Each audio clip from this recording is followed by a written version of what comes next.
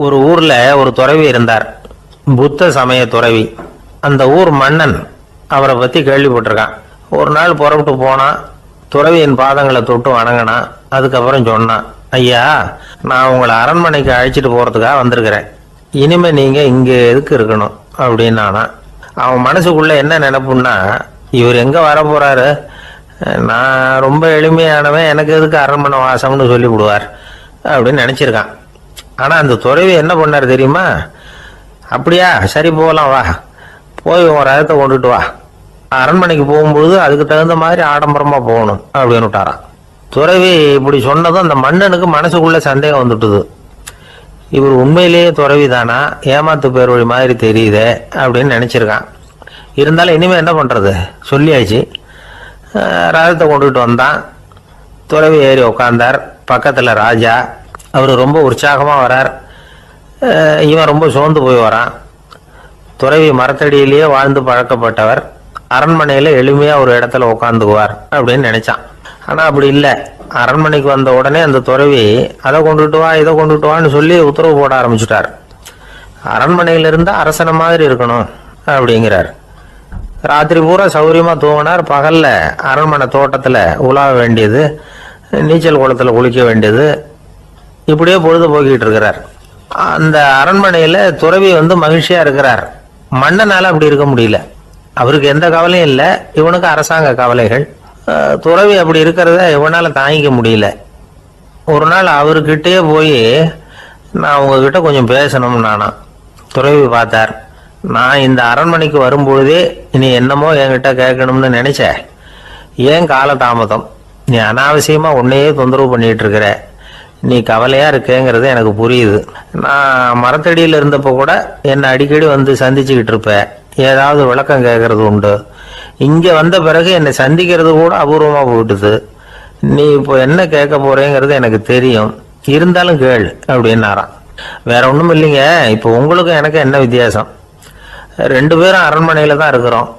நீங்க மகிழ்ச்சியா இருக்கிறீங்க, நான் அப்படி இருக்க முடியல. இவ்வளவுக்கும் நீங்க முன்னாடி இருந்தது மாதிரி இல்லை. தினமும் தங்க தேர் கேட்குறீங்க, உயர்தரமான ஆடைகள் அணிகிறீங்க, சுவையான சாப்பாடு. இப்படி இருக்கிறப்போ உங்களுக்கு எனக்கு என்ன வித்தியாசம்? இதுதான் மன்னனுடைய கேள்வி. இதுக்கு பதில் சொல்றேன், என் கூட புறப்பட்டு வா, இந்த நகரத்துக்கு வெளியில போவோம் அப்படின்னு சொல்லி அரசனை கூப்பிட்டுக்கிட்டு ஊர் எல்லைக்கு சேர்ந்தார் துறவி. அங்க போய் சொன்னார், இதை பாருப்பா, இந்த இடத்த தான் தேடிட்டு இருந்தேன். இனிமே நான் திரும்பி வர போறதில்லை. நீ என்னோட வர்றியா, திரும்பி போறியா அப்படின்னார். நான் எப்படிங்க உங்க கூட வர முடியும்? என்னுடைய நாடு, என்னுடைய சொத்துக்கள், மனைவி, மக்கள் எல்லாத்தையும் விட்டுட்டு எப்படிங்க வர்றதுன்னா. இப்ப அந்த துறவி சொன்னார், இப்ப வித்தியாசத்தை தெரிஞ்சுக்கிட்டியா? நான் அரண்மனையில இருந்தேன், எல்லா வித பொருள்களும் உடையவனா இருந்தேன், ஆனா எதையும் சொந்தம் கொண்டாடுறவனா இருக்கல. ஆனா நீ அப்படி இல்லை, எல்லாத்தையும் சொந்தம் கொண்டாடிட்டு இருக்கிற. இதுதான் நமக்குள்ள வித்தியாசம் அப்படின்னு சொன்னார். அரண்மனை ஆடைகளை அப்படியே களைஞ்சார், அரசங்கிட்ட கொடுத்தார். உன்னுடைய ஆடைகளை நீயே வச்சுக்கோன்னார். அவர் பாட்டுக்கு நடந்து போனார், திரும்பியே பார்க்கல. அரசனுக்கு அப்பதான் தன்னுடைய அறியாமை விளங்குச்சான். இதுல இருந்து நாம புரிஞ்சுக்க வேண்டியது என்னன்னா, இந்த உலகத்துல எத்தனையோ பொருள்கள், அதையெல்லாம் முறையா பயன்படுத்தினா மகிழ்ச்சி. அதை விட்டுட்டு அதுக்கெல்லாம் சொந்தம் கொண்டாட ஆரம்பிச்சா கவலை. நம்ம ஆட்கள் சொந்தம் கொண்டாடுற விதமே தனி. ஒரு ஆளு இன்னொருத்தங்கிட்ட ஒரு கொடை கடன் வாங்கியிருந்தான், திருப்பி கொடுக்கல. கொடையை கொடுத்தவன் கேட்டான், என்கிட்ட கடன் வாங்கினிய கொடை, அதை கொஞ்சம் திருப்பி தர்றியான்னா. அது உனக்கு இப்போ அவசரமா தேவைப்படுதா அப்படின்னு கேட்டான் இவன்.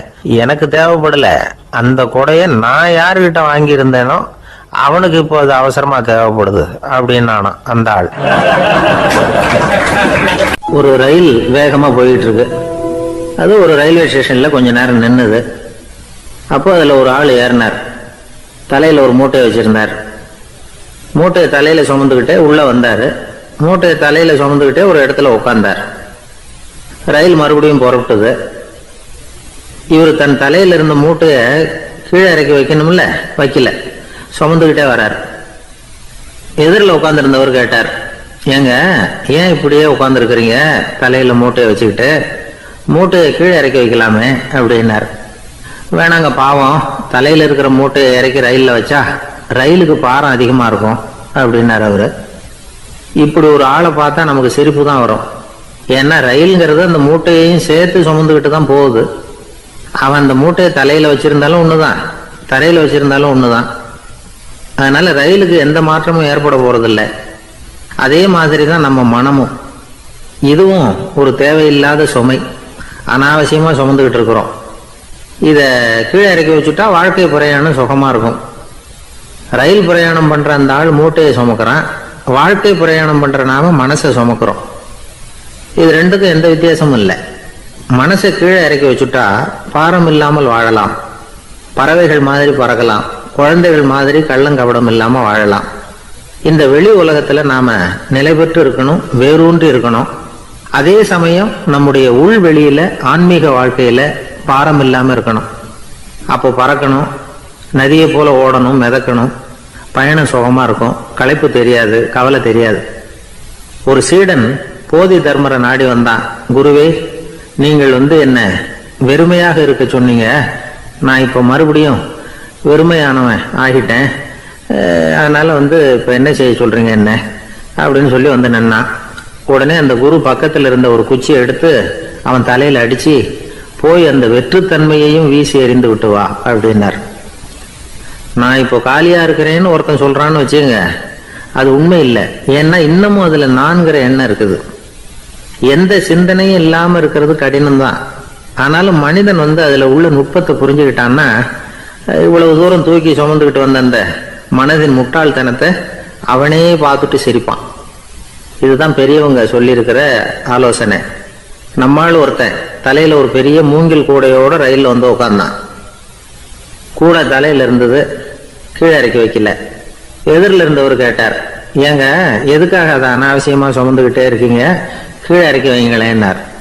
இல்லைங்க, நான் வீட்டை விட்டு புறப்படும் போதே என் பையன் சொல்லிவிட்டான், கூடைய தலையை விட்டு இறக்கக்கூடாதுன்னு அப்படின்னார். அவன் சின்ன பையன், விவரம் இல்லாம சொல்லியிருப்பான். இப்ப என்ன நேரில் வந்தா பார்த்துக்கிட்டு இருக்கிறான், நீங்க இறக்கி வைங்கன்னார் அவர். அவன் நேரில் பார்த்துக்கிட்டு இல்ல, இருந்தாலும் நான் இந்த கூடையை கீழே இறக்கி வச்சா அது அவனுக்கு தெரிஞ்சிடும் அப்படின்னாரு இவர். அது எப்படின்னார் அவர். அவன் தனக்கு டிக்கெட் வாங்க வேணாம்னு சொல்லி இப்ப இந்த கூடைக்குள்ளதான் உட்கார்ந்துருக்கிறான் அப்படின்னார் இவர். ஒரு ஊர்ல ஒரு இளைஞன் இருந்தான். ஒரு நாள் அவன் ஒரு குருவை தேடிட்டு புறப்பட்டான். ஊரை விட்டு வெளியில போனான். போகிற வழியில ஒரு காடு. அந்த காட்டுல ஒரு மரத்தடியில ஒரு பெரியவர் உட்கார்ந்துருக்கிறார். அமைதியா மௌனமா அவர் அமர்ந்திருக்கிறார். இந்த பெரியவரை விசாரிக்கலாம், குருவை தேடி கண்டுபிடிக்கிறதுக்கு இவர் ஏதாவது ஒரு வழி சொல்லி கொடுப்பார் அப்படின்னு நினைச்சுக்கிட்டு அவர் நெருங்கினான். ஐயா, எனக்கு ஒரு குரு தேவை, எங்க கிடைப்பார், அவரை எப்படி அடையாளம் கண்டுபிடிக்கிறது, அதை பத்தி ஏதாவது விவரம் சொன்னீங்கன்னா நான் கண்டுபிடிச்சுக்குவேன் அப்படின்ட்டுருக்கான். பெரியவர் நிமிர்ந்து பார்த்தார். தம்பி, அது ரொம்ப சுலபம். அவர் வயசானவராக இருப்பார், என்னை விட சுமார் 30 வயசு அதிகமாக இருக்கும். அவர் ஒரு மரத்தடியில் தான் உட்காந்துருப்பார் அப்படின்ட்டுருக்கான். சரிங்க பெரியவரே, அது என்ன மாதிரியான மரம், எப்படி இருக்கும் அப்படின்னு கேட்டிருக்கான். பெரியவர் அந்த விவரங்களையும் சொல்லியிருக்கிறாரு. அது மட்டும் இல்லை, சந்திக்கிற நாள், நேரம், வினாடி முதற்கொண்டு எல்லா விவரங்களையும் துல்லியமாக சொன்னாராம். இவ்வளவு விவரங்களை இவரால் எப்படி சொல்ல முடியுது அப்படின்னு இவனுக்கு ஆச்சரியம். இருந்தாலும் அந்த பெரியவர் கடைசியாக ஒரு விவரம் சொன்னார். அது என்ன தெரியுமா, எப்படியும் நீ அவரை சந்திக்கிறதுக்கு ஒரு 30 வருஷம் ஆகும் அப்படின்னு சொல்லிவிட்டாராம். ரொம்ப நன்றிங்க பெரியவரே அப்படின்னு சொல்லிவிட்டு அந்த இளைஞன் புறப்பட்டுருக்கான். இப்போ அவனுக்கு குரு பத்தின விவரம் எல்லாம் கிடைச்சிட்டுது, சந்திக்கிற நேரமும் தெரிஞ்சுட்டுது.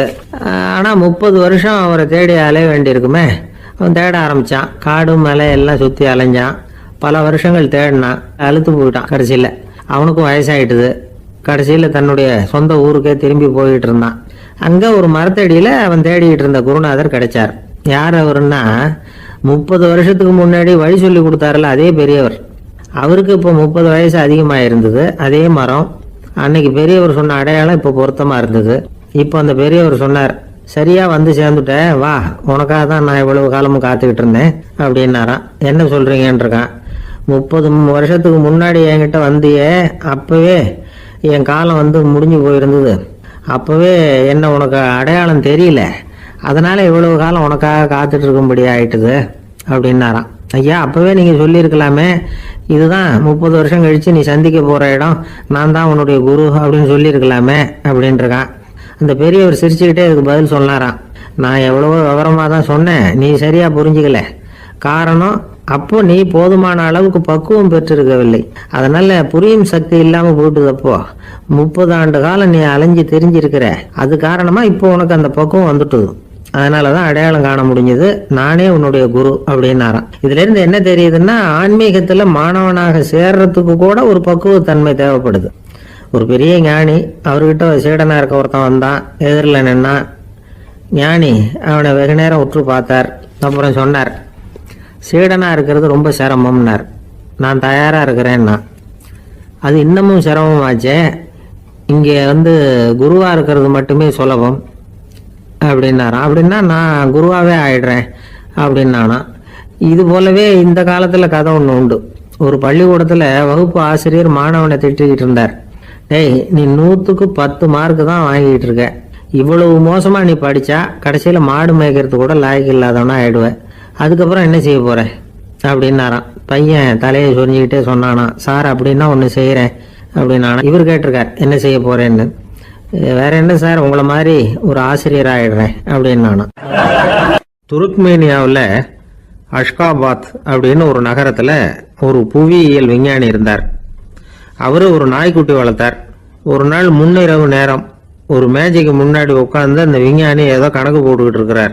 அவருக்கு ஒரு சின்ன பெண் குழந்தை, அது தொட்டில தூங்கிட்டு இருக்குது. அந்த நாய்க்குட்டியும் ஒரு மூலையில படுத்து அது பாட்டுக்கு தூங்கிட்டு இருந்தது. ஒரே அமைதி. அந்த நேரத்தில் திடீர்னு அந்த நாய்க்குட்டி துள்ளி எழுந்திருச்சது. நேராக குழந்தைகிட்ட ஓடிச்சு. அந்த குழந்தைய அது போட்டிருந்த ட்ரெஸ்ஸோட சேர்த்து கவ்வி தூக்குச்சு. தூக்கிக்கிட்டு வாசல் பக்கம் ஓடிச்சு. நாய்க்குட்டி குழந்தைய கவ்வி தூக்க முடியுமாங்கிற சந்தேகம் உங்களுக்கு இல்லையா? நீங்கள் நம்மூர் நாய்க்குட்டியவே பார்த்து பழக்கப்பட்டிருக்கீங்க. அதனால நம்புறதுக்கு சிரமமாக இருக்கும். அந்த ஊர்ல எல்லாம் அது ரொம்ப ஸ்ட்ராங்காக இருக்கும். ஒரு ஏதோ கண்ணுக்குட்டி மாதிரி இருக்கும். விஞ்ஞானி அதை பார்த்துட்டார். உடனே அந்த நாய்க்கு வெறி பிடிச்சிட்டுதுன்னு முடிவு பண்ணிட்டு தன்னோட கை துப்பாக்கி எடுத்துக்கிட்டு ஓடி வந்தார். அவர் வெளியில நாய்க்குட்டி எங்க அப்படின்னு பார்த்து தேடுறார். அந்த நேரத்தில் அந்த வீடு இடிஞ்சு விழுது. காரணம் பூமி அதிர்ச்சி. இப்படி பூமி அதிர்ச்சி உண்டாக போகுதுங்கிறது அந்த நாய்க்குட்டிக்கு முன்னாடியே தெரிஞ்சு போச்சு. அதுதான் குழந்தைய தூக்கிட்டு வெளியில ஓடி வந்திருக்குது. அது மூலமா அந்த குடும்பத்தையே காப்பாத்தி இருக்குது அந்த நாய்க்குட்டி. இந்த சம்பவம் நடக்கிறதுக்கு 3 நாளைக்கு முன்னாடியே சில பிராணிகளுக்கு இப்படி நடக்க போகுதுங்கிறது தெரிஞ்சிருக்குதான். ஆமா, அந்த நகரத்துல 3 நாளைக்கு முன்னாடியே பாம்பு, பல்லி இதெல்லாம் அது தங்கியிருந்த வலையை விட்டு வெளியில ஓடி வந்துட்டுது. அதே மாதிரி அங்கிருந்த புறாவெல்லாம் பறந்து போயிடுச்சான். இதே மாதிரி யுகோஸ்லோவியாவில் கூட ஒரு நகரம், அங்க ஒரு நாள் ராத்திரி ஒரு மிருக காட்சி சாலையில திடீர்னு ஒரு பெரிய கலவரம், கூச்சல், குழப்பம். அங்க இருந்த கழுதை, புலி, யானை, பறவை எல்லாம் கண்ணாபின்னான்னு கத்த ஆரம்பிச்சுட்டுது. நேர் யானை அதுக்குன்னு போட்டிருந்த தடுப்பையே தாண்டி குதிச்சு வெளியில வந்துட்டுதான். மறுநாள் தான் எல்லாருக்கும் விஷயம் புரிஞ்சுது. அடுத்த நாள் காலையில அங்க பூமி அதிர்ச்சி உண்டாயிட்டுது. இப்ப பாருங்க, அதாவது மனுஷனை போய் தீர்க்க தரிசி அது இதுன்னு சொல்லிட்டு இருக்கிறோம். இவனை விட அது பரவாயில்லைன்னு தோணுது. அதாவது மிருகங்கள் ஒன்று நடக்க போகுதுங்கிறத முன்னாடியே புரிஞ்சுக்குதே.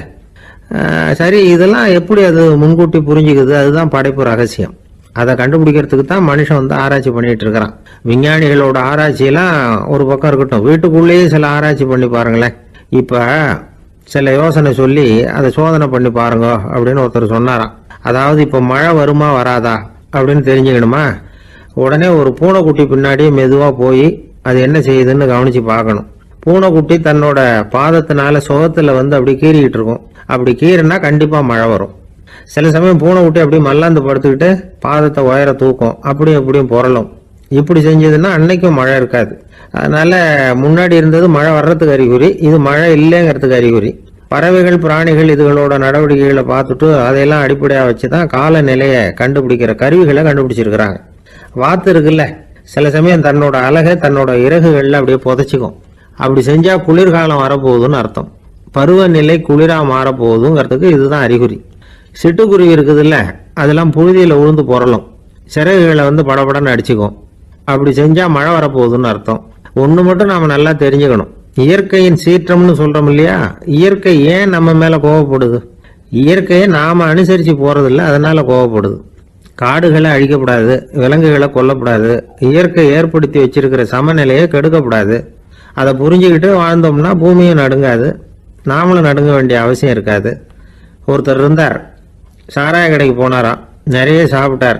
அப்புறம் சொன்னார், இது ரொம்ப அற்புதமான சரக்கு போல இருக்கு, உள்ள போன உடனே இந்த பூமியே நடுங்கிறது மாதிரி இருக்கு எனக்கு அப்படின்னாராம். இதுக்கு கடைக்காரர் சொல்லியிருக்கார், நீங்க சாப்பிட்டது வெறும் பச்சை தண்ணி தாங்க, இப்ப ஏற்பட்டிருக்கிறது நிஜம் பூமி அதிர்ச்சி அப்படின்னாராம். ஒருத்தர் ரொம்ப அவசரமா போயிட்டு இருந்தார். எங்க சார் போறீங்கன்னு கேட்டோம். எனக்கு வேண்டியப்பட்ட ஒருத்தருக்கு குழந்தை பிறந்திருக்கிறதாக செய்தி வந்திருக்கு, அதுதான் ஆஸ்பத்திரிக்கு போயிட்டு இருக்கேன், பார்த்துட்டு வரலாம்னு அப்படின்னார். அப்படின்னா கொஞ்சம் இப்படி உட்காருங்க அப்படின்னோம். சில விவரம்லாம் சொல்றேன் கேட்டுட்டு போங்க அப்படின்னோம். உட்காந்தார். அப்புறம் சொல்ல ஆரம்பிச்சோம். புதுசா பிறந்திருக்கிற ஒரு குழந்தைய பார்க்க போறதுன்னா அது சாதாரண விஷயம் இல்லை, அதுல ரொம்பவும் கவனமா நடந்துக்கணும். புது குழந்தைக்கு நோய் சுலபமா தொற்றும், முக்கியமா காற்று மூலமா பரவுற நோய்கள் சுலபமா வந்துடும். அதனால் நமக்கு உடம்பு சரியில்லைன்னா குழந்தைய விட்டு கொஞ்சம் தள்ளியே இருக்கிறது தான் நல்லது. பெரியவங்களை பொறுத்த வரைக்கும் சாதாரணமா உள்ள ஒரு கிருமி கூட குழந்தைய பொறுத்த வரைக்கும் ரொம்ப மோசமான ஒரு கிருமியா இருக்கும். சில வெளிநாடுகள்ல எப்படி தெரியுமா, பிறந்த குழந்தை தூங்கிட்டு இருக்கிற ஒரு ரூமுக்கு போகணும்னா போறவங்க முகமூடி போட்டுக்கணும், காலணிகளை மாத்திக்கணும், அவ்வளவு சுத்தமா உள்ள போய் பார்த்துட்டு வரணும். பொதுவா சில ஆஸ்பத்திரிகள்ல பாத்தீங்கன்னா பார்வையாளர்கள் நேரத்துல விசிட்டிங் ஹவர்ஸ் தாயை விட்டு குழந்தைய தனியா பிரிச்சு வச்சிருவாங்க. எதுக்குன்னு நினைக்கிறீங்க? அந்த நேரம் பல பேர் வருவாங்க போவாங்க, அவங்க கை கால் சுத்தமா இருக்காது. சுத்தம் இல்லாத கைகள் மூலமா கிருமிகள் பரவும். சுத்தம் இல்லாத கைன்னா மண்ணு தூசி படிஞ்சிருக்கிற கை மட்டும் தான் அர்த்தம் இல்லை. சாலையில கையை வீசிக்கிட்டு நடந்து வர்றீங்க, குழந்தைய பொறுத்த வரைக்கும் அது கூட சுத்தம் இல்லாத கை தான். தாயை தவிர மற்றவங்க குழந்தைய தூக்காம பாத்துக்கிறது நல்லது. தாய் கூட அளவோட கொஞ்சிறதோட நிறுத்திக்கணும். புதுசா ஒரு குழந்தைய பெற்றிருக்கிற பொண்ணுகிட்ட மற்ற தாய்மார்கள் ஏதாவது சொல்லிக்கிட்டே இருப்பாங்க. குழந்தைய அப்படி வளர்க்கணும் இப்படி வளர்க்கணும் அப்படின்னு ஏதாவது அட்வைஸ் பண்ணிக்கிட்டே இருப்பாங்க. இப்படி ஓவரா அறிவுரை பண்றது அந்த பொண்ணை குழப்பி விட்டுரும். அதனால அப்படிலாம் பண்ணக்கூடாது. அந்த பெண்ணே ஏதாவது கேட்டா கூட டாக்டர் சொல்ல வேண்டிய விவரங்களை எல்லாம் நாமே சொல்லிக்கிட்டு இருக்கக்கூடாது. புதுசா பிறந்திருக்கிற குழந்தைய மட்டும்தான் இப்படி பார்க்கணும்னு இல்லை. ஒரு நோயாளி குழந்தைய பார்க்க போறதுன்னா கூட ரொம்ப எச்சரிக்கையா தான் நடந்துக்கணும். ஒரு தின்பண்டமோ விளையாட்டு சாமானோ அந்த குழந்தைக்கு நாம் வாங்கிட்டு போறதா வச்சுக்குவோம். அதை நேராக கொண்டுகிட்டு போய் அந்த குழந்தைகிட்டே கொடுக்கக்கூடாது. அதோட அப்பா அம்மா கிட்ட ரகசியமா கொடுக்கலாம். அவங்க முடிவு பண்ணட்டும் குழந்தைகிட்ட அதை கொடுக்கலாமா வேண்டாமாங்கிறத. அவங்களுக்கு தான் தெரியும் அதோட மனசும் உடம்பும். உங்க அக்கறையை காட்டுறதா நினைச்சுக்கிட்டு குழந்தை வாயில எதையும் கொண்டுட்டு போய் போடாதீங்க. போறப்போ உங்க வீட்டு குழந்தையும் அழைச்சிட்டு போகாதீங்க. இது நோயை வாங்கிட்டு வந்துடும், அல்லது புதுசா ஒரு நோயை அதுகிட்ட கொடுத்துட்டு வந்துடும். என்னதான் உங்களுக்கு பழக்கமான குழந்தையா இருந்தா கூட அதுக்கு விருப்பம் இல்லைன்னா பேசக்கூடாது. அங்க போய் அவங்க பள்ளிக்கூடத்தை ஞாபகப்படுத்திட்டு இருக்கக்கூடாது. நோயில இருக்கிறப்ப ஸ்கூலை பத்தி பேச அது விரும்பாது. ஆஸ்பத்திரியை விட்டு வெளியில புறப்படுறப்போ குழந்தைகிட்ட சொல்லணும்னு அவசியம் இல்லை, அதோட அப்பா அம்மா கிட்ட சொல்லிவிட்டு புறப்பட்டா போதும், குழந்தை கோபிச்சுக்காது. சமூக சம்பிரதாயத்தை பத்தி அது கவலைப்படுறதில்லை. இப்படி எல்லா விவரமும் நம்ம எதிரில் உட்காந்துருந்தவங்க கிட்ட சொல்லி முடிச்சோம். ரொம்ப நன்றி சார் அப்படின்னு சொல்லிவிட்டு அவர் புறப்பட்டார். குழந்தைங்க கொஞ்சம் வளர்ற வரைக்கும் தான் நாம எச்சரிக்கையா இருக்கணும்னு இல்லை, வளர்ந்த பிறகு இன்னும் எச்சரிக்கையா இருக்கணும். ஒரு பையன் பள்ளிக்கூடத்துலேருந்து திரும்பி வீட்டுக்கு வந்தான். முகம் பூரா நகத்தால கீறி இருந்தது. அப்பா பார்த்து பயந்துட்டார். யாருடா உன்னை இப்படி பண்ணது அப்படின்னாரு. என் கூட படிக்கிற இன்னொரு பையன், நாளைக்கு உன் கூட பள்ளிக்கூடத்துக்கு வர்றேன், நீ எனக்கு அவனை அடையாளம் காட்ட முடியுமான்னார். அது ரொம்ப சுலபம் நான் பையன். எப்படின்னார் அப்பா. அவன் காதில் ஒன்றை கையோடு எடுத்துட்டு வந்திருக்கிறேன், இதோ என் பையில தான் வச்சிருக்கேன் அப்படிங்கிறான் அந்த பையன். ஒரு பல்கலைக்கழகம், அங்க ஒரு இலக்கிய பேராசிரியர், அவர் பாடம் நடத்திக்கிட்டு இருந்தார். ராபர்ட் பிரவுனிங் எழுதிய கவிதைகளை பத்தி சொல்லிட்டு இருக்கிறார். மாணவர்களும் ரொம்ப அக்கறையா அதை கேட்டுக்கிட்டு இருக்கிறாங்க. ஒரு குறிப்பிட்ட கவிதையை பத்தி சொல்லும் பொழுது அந்த பேராசிரியருக்கே ஒரு சந்தேகம். அதாவது அந்த கவிதையின் சரியான அர்த்தம் என்னங்கிறதுல சந்தேகம். பேராசிரியர் யோசனை பண்ணார். அந்த கவிதையை முழுசா புரிஞ்சுக்க முடியல. அதனால மாணவர்களை பார்த்து சொன்னார், மாணவர்களே ஒரு நாள் பொறுத்துங்க, இந்த கவிதையை எழுதின கவிஞர் எங்க வீட்டுக்கு பக்கத்துல தான் இருக்கிறார். இன்னைக்கு சாயந்தரம் நான் அவரை நேரிலேயே போய் பாக்குறேன், பார்த்து இதுக்கு என்னங்க அர்த்தம்னு கேட்டுட்டு வந்துடுறேன், அதுக்கப்புறம் உங்ககிட்ட சொல்றேன் அப்படின்னாரா. அன்னைக்கு சாயந்தரமே அந்த பேராசிரியர் கவிஞரை தேடிட்டு போயிட்டார். கவிஞர் அவங்க வீட்டுல அவர் பாட்டு உட்காந்துருந்தாரா. இவர் போய் அவர் முன்னாடி உட்கார்ந்தார். அப்புறம் கேட்டார், ஐயா அந்த கவிதையின் முழு பொருள் என்னன்னு தெரிஞ்சுட்டு போறதுக்காக வந்திருக்கிறேன் அப்படின்னாராம். எந்த கவிதை அப்படின்னாராம் அவரு. இவர் அந்த கவிதையை சொல்லியிருக்கார். கவிஞர் கொஞ்சம் யோசனை பண்ணிவிட்டு அப்புறம் சொன்னாராம், பேராசிரியரே நீங்க கொஞ்சம் தாமதமா வந்துட்டீங்கன்னாராம். இவருக்கு ஒன்றும் புரியல. நீங்க என்ன சொல்றீங்க? நான் தாமதமா வந்துட்டேனா? நீங்க தான் உயிரோட இருக்கிறீங்களே, அப்படி இருக்கும்போது நான் தாமதமா வந்துட்டேன்னா அது எப்படி அப்படின்னு இவர் குழம்பி இருக்கிறார். இப்ப கவிஞர் சொன்னாராம், ஐயா, நான் உயிரோட இருக்கிறேனா இல்லையாங்கிறது முக்கியம் இல்லை. நான் அந்த கவிதை வரிகளை எழுதினப்போ 2 பேருக்கு அதோட அர்த்தம் தெரிஞ்சிருந்தது. இப்போ ஒரே ஒருத்தருக்கு தான் அதோட அர்த்தம் தெரியும் அப்படின்னாராம். பேராசிரியர் யோசனை பண்ணியிருக்கார். அப்படின்னா அந்த ஒருத்தர் கவிஞர் ராபர்ட் பிரவுனிங்கை தவிர வேற யாரா இருக்க முடியும்? இவர் தான் அப்படிங்கிறத அவர் மனசுல நினைச்சுக்கிட்டார். அதனால சொன்னார், ஐயா, நான் தாமதமா வரல, அந்த கவிதையின் பொருள் என்ன அது சொல்லுங்கன்னார். பேராசிரியரே, நான் சொல்றது உங்களுக்கு புரியலன்னு நினைக்கிறேன். நான் இந்த வரிகளை எழுதினப்போ 2 பேருக்கு அதோட அர்த்தம் தெரிஞ்சிருந்தது. அந்த 2 பேர் யாருன்னா, ஒருத்தர் ராபர்ட் பிரவுனிங், அதாவது நான், இன்னொருத்தர் கடவுள். இப்போ அது கடவுளுக்கு மட்டும்தான் தெரியும். நானே இதை பத்தி பல தடவை யோசனை பண்ணி பார்த்தேன். இது ரொம்ப அழகானது, ஆனாலும் ரொம்ப வழுக்கலானது. அதை பிடிச்சிட்டோம்னு நினைச்சிட்டு இருக்கும் பொழுதே காத்து மாதிரி அது உங்ககிட்ட இருந்து ஓடி போயிடுது. எனக்கு ரொம்ப வருத்தமா தான் இருக்குது. நிச்சயமா நான் தான் இந்த வரிகளை எழுதியிருக்கிறேன். அதுல அர்த்தம் இருக்குங்கிறது எனக்கு தெரியும், அதை நான் உணர்றேன். ஆனா நீங்க என்ன மன்னிக்கணும், எனக்கே கூட அதை என்னால விளக்க முடியல. அப்படி இருக்கும்போது உங்களுக்கு எப்படி அதை நான் விளக்க முடியும் அப்படின்னு அந்த கவிஞர். அனுபவிக்கப்படக்கூடிய எல்லாமே விளக்கப்படக்கூடிய ஒன்றல்ல, விளக்கப்படும் எல்லாமே அனுபவிக்கப்படக்கூடிய ஒன்றல்ல அப்படிங்கிறது ஞானிகளுடைய கருத்து. அதுக்காக தான் அந்த சம்பவம். வாழ்க்கையில நீங்கள் தொடர்ந்து ஆய்வு செய்து கொண்டே இருக்கக்கூடிய விளக்கங்களை ஒருபோதும் அடைய முடியாத பரிமாணங்கள் இருக்கிறதுனாலதான் அது அலுப்பு தட்டாம இருக்குது. உங்களால நிறைய அனுபவிக்க முடியும், இருந்தாலும் நீங்கள் அனுபவித்து அறிந்த விஷயங்கள் கூட வார்த்தைகளால விளக்கப்பட முடிவதில்லை அப்படிங்கிறது பெரியோர் சிந்தனை.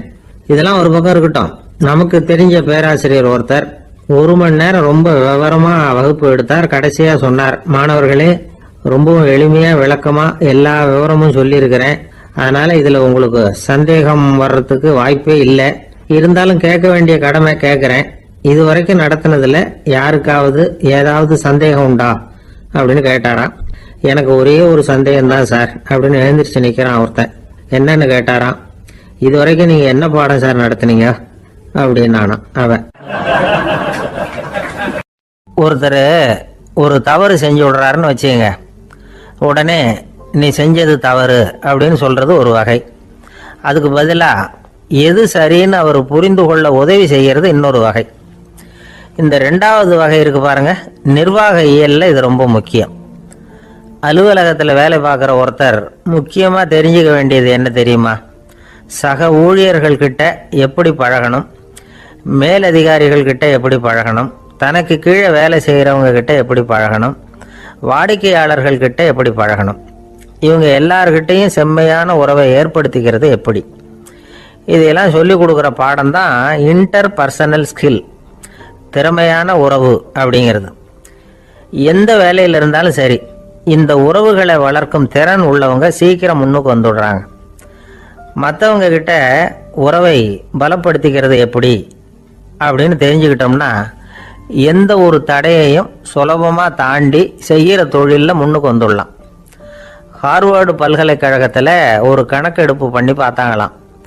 பார்க்குற வேலையில் எது மாதிரி குணாதிசயம் உள்ளவங்க வேகமாக முன்னுக்கு வர்றாங்க அப்படின்னு தெரிஞ்சுக்கிறதுக்காக இந்த கணக்கெடுப்பு. வெவ்வேறு துறையில் வேகமாக முன்னுக்கு வந்திருக்கிற பல பேரை சந்தித்து இந்த சர்வேயை நடத்தியிருக்கிறாங்க. அவங்க கண்டுபிடிச்சி சொல்லியிருக்கிற உண்மை என்ன தெரியுமா? ஒருத்தர் ஒரு வேலையில் இருந்தால் அது சம்பந்தப்பட்ட சப்ஜெக்ட் பற்றிய அறிவு 35% இருந்தால் போதுமா. ஆனால் உறவுகளை வளர்க்கக்கூடிய திறன், இன்டர் பர்சனல் ஸ்கில்லு 65% வேணும். இப்படி உள்ளவங்க சீக்கிரம் முன்னுக்கு வந்துடுறாங்களாம். அதனால் ஒருத்தருக்கு வேலை சரியாக புரியலைன்னா கூட விவரமாக மற்றவங்க கிட்ட பழகிறது எப்படின்னு புரிஞ்சால் போதும், அவர் முன்னுக்கு வந்துடலாம். அலுவலகங்களில் மட்டும் இல்லை, எல்லா இடங்கள்லையும் இது ரொம்ப முக்கியம். வீட்டுக்குள்ளேயும் இது ரொம்ப முக்கியம், வீட்டுக்கு வெளியேயும் இது முக்கியம். அடுத்தவங்க கிட்ட பழகிறது எப்படிங்கிறத தெரிஞ்சுக்காதவன் வாழ்க்கையில் முன்னேற முடியாது. இன்னைக்கு ஆயுதங்களால் காயப்படுத்தி கொள்ளுகிறவர்களை விட வார்த்தைகளால் காயப்படுத்தி கொள்ளுகிறவர்கள் தான் அதிகம். பெரியவங்க என்ன சொல்கிறாங்க தெரியுமா? நீங்கள் இந்த பூமியில் பிறந்ததன் அர்த்தம் பூர்த்தி ஆகணும்னா அடுத்தவங்களுக்கு உதவி பண்ணுங்க. அடுத்தவங்களுக்கு உதவி செய்ய முடியாவிட்டால் கூட பரவாயில்லை, ஆனால் யாரையும் புண்படுத்தி விடாதீங்க அப்படின்னு சொல்கிறாங்க. எனக்கு தெரிஞ்ச ஒருத்தர் ஒரு அலுவலகத்தில் வேலை பார்க்குறார். அவர் சொல்லுவார், எனக்கு இந்த இன்டர் பர்சனல் ஸ்கில் ரொம்ப அதிகம் சார். சக ஊழியர்கள்கிட்ட ரொம்ப சுமூகமாக நடந்துக்குவேன்.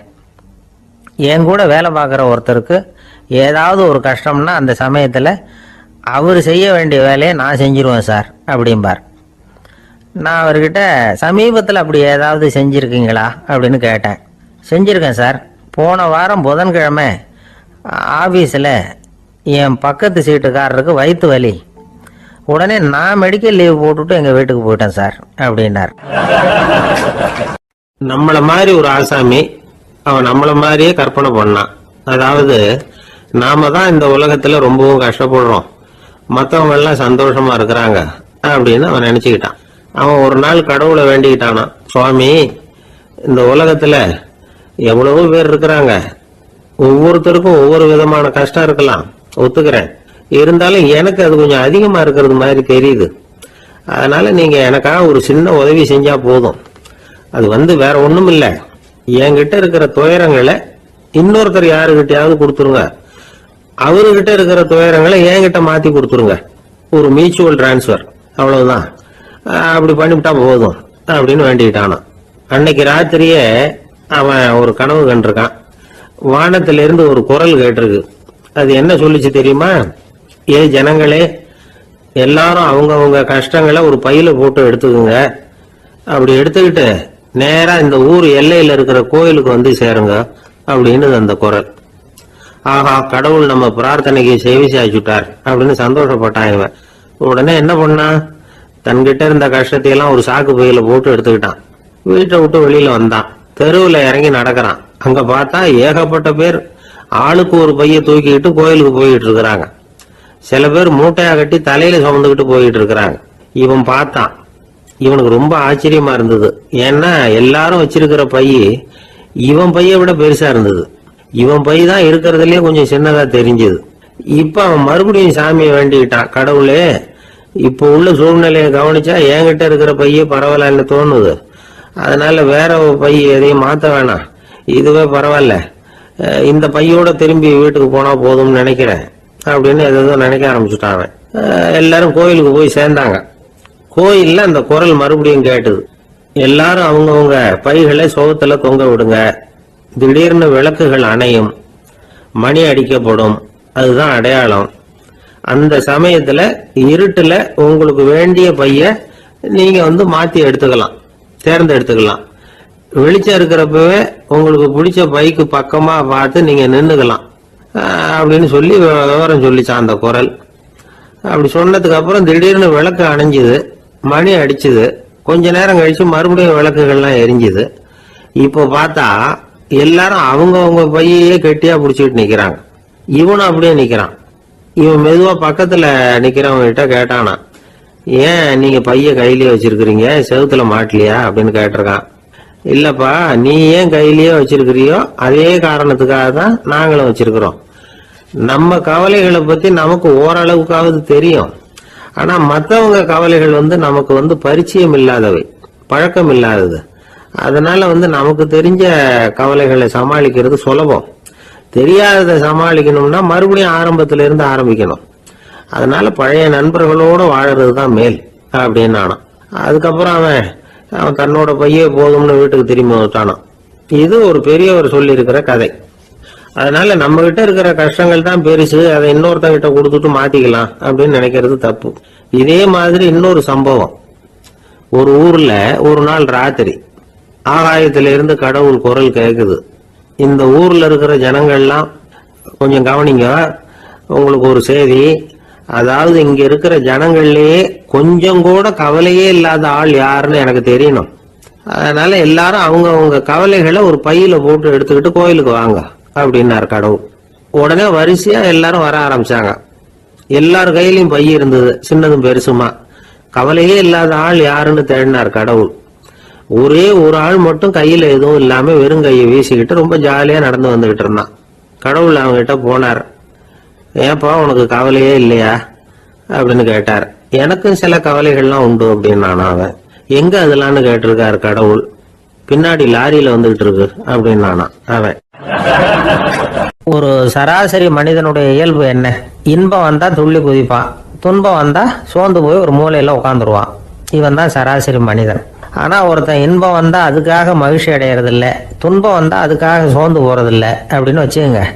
அப்படி இருந்தா அவன் சாதாரண ஆள் கிடையாது. ஒரு ஊர்ல ஒரு ஞானி இருந்தார். அவரை தேடிட்டு ஒரு பெரியவர் வந்தார். ஐயா, ஞானத்துல சிறந்த ஞானம் எது அப்படின்னு கேட்டாராம்.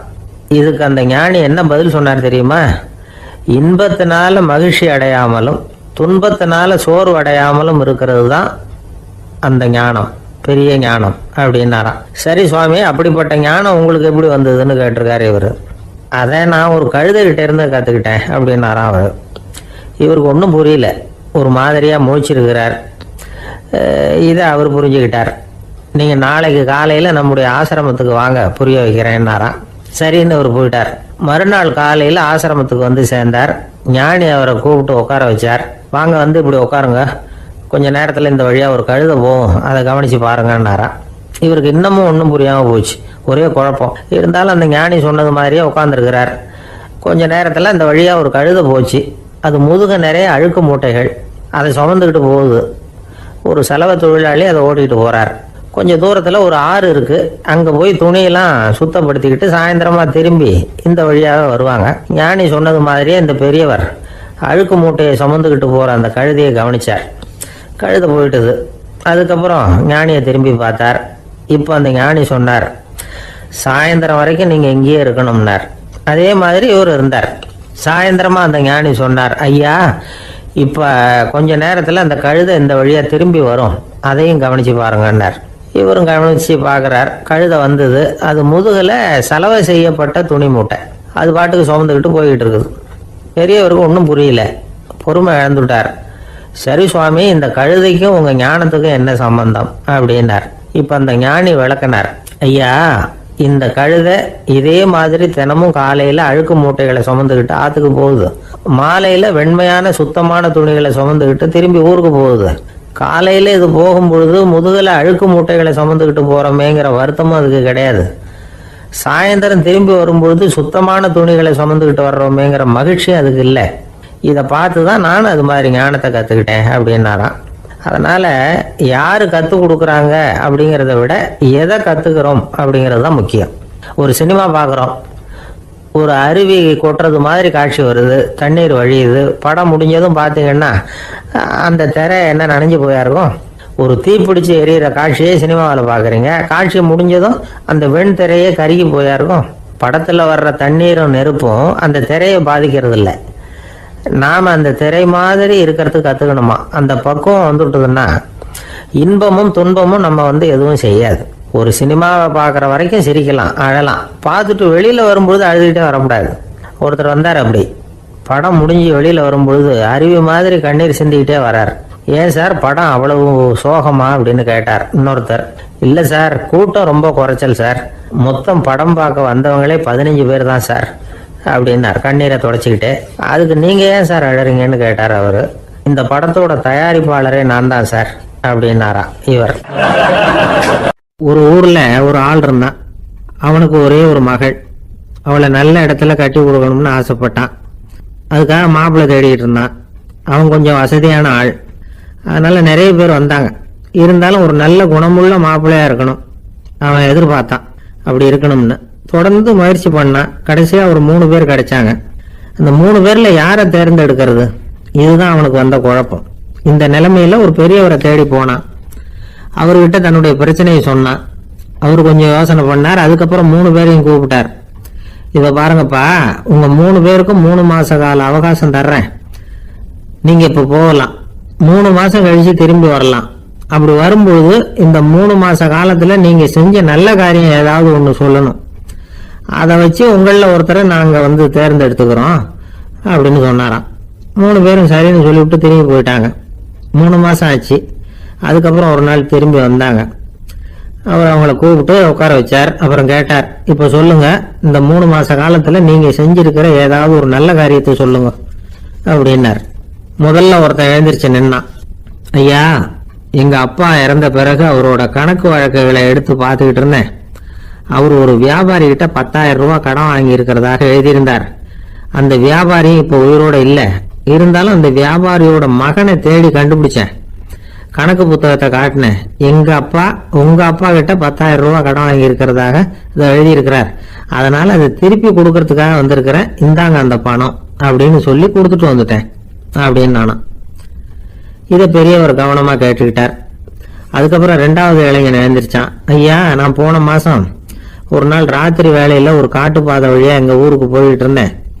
அந்த சமயத்துல அந்த வழியா வந்துகிட்டு இருந்த ஒரு வழிபோக்கர்கிட்ட 4-5 திருடர்கள் வம்பு வளர்த்து அவர்கிட்ட இருந்த பொருளை எல்லாம் கொள்ளையடிச்சுக்கிட்டு இருந்தாங்க. நான் உடனே ஒரு குச்சியை எடுத்துட்டு ஓடினேன். அந்த திருடர்களை அடிச்சு விரட்டினேன். பொருளை எல்லாம் மீட்டு அந்த வழிபோக்கர்கிட்ட ஒப்படைச்சேன். அவரை பத்திரமா அழைச்சிட்டு போய் அவர் வீட்டுல விட்டுட்டு வந்தேன் அப்படின்னு நானும். இதையும் பெரியவர் கவனமா கேட்டுக்கிட்டார். அடுத்தபடியா 3வது இளைஞன் எழுந்திரிச்சான். ஐயா, போன மாசம் ஒரு நாள் நான் ஒரு மலைப்பாதை வழியா போயிட்டு இருந்தேன். மலைப்பாதை விளிம்புல ஒரு மதகு கட்டை, அது மேல ஒரு ஆள் படுத்து தூங்கிட்டு இருந்தான். அந்த பக்கம் தவறி உருண்டு விழுந்திருந்தான்னா அதில் பாதாளம். அது மலையடி வாரத்துல போய் தான் வேணும், அவ்வளவு பள்ளம். அது தெரியாம அவன் பாட்டுக்கு தூங்கிட்டு இருந்தான். நான் உடனே அவன்கிட்ட ஓடி போய் குனிஞ்சு அவன் முகத்தை பார்த்தேன். அப்பதான் புரிஞ்சது, அவன் ஏற்கனவே எனக்கு தெரியும். அவனை எனக்கு நிறைய கெடுதல் பண்ணியிருக்கிறான், இடைஞ்சல் கொடுத்தவன். இருந்தாலும் ஐயோ பாவம்னு நினைச்சு அவனை எழுப்பி பாதுகாப்பா வேற ஒரு இடத்துல படுக்க வச்சுட்டு வந்தேன் அப்படின்னு நானா. பெரியவர் இதையும் கேட்டுக்கிட்டார். அதுக்கப்புறம் அவங்க 3 பேரையும் பார்த்து, நீங்க போகலாம், நாங்க யோசிச்சு முடிவு பண்ணி உங்களுக்கு சொல்லி அனுப்புறோம் அப்படின்னாராம். அந்த இளைஞர்கள் புறப்பட்டு போயிட்டாங்க. அதுக்கப்புறம் அந்த பெண்ணோட அப்பாவை பார்த்து சொன்னார், இந்த 3 பேருமே நல்ல பிள்ளைங்க தான், அதுல ஒன்றும் சந்தேகம் இல்லை. இருந்தாலும் இந்த 3 பேர் செஞ்ச செயல்களையும் ஒப்பிட்டு பார்க்க வேண்டியிருக்கு. முதல் இளைஞன் நேர்மைக்கு எடுத்துக்காட்டா விளங்குறான். இந்த காலத்துல இது மாதிரி இளைஞர்களை பார்க்கறது ரொம்ப கஷ்டம்தான். இருந்தாலும் அவன் கடமையை தான் செஞ்சான். 2வது இளைஞன் நல்ல வீரன், தைரியசாலி. ஒரு வீரன் எதை செய்யணுமோ அதைத்தான் இவன் செஞ்சான். இவன் ஒரு லட்சிய மனிதன். 3வது இளைஞன் தன்னுடைய பகைவனுக்கே உதவி செஞ்சிருக்கான். அவன் உயிரை காப்பாத்தி இருக்கிறான்.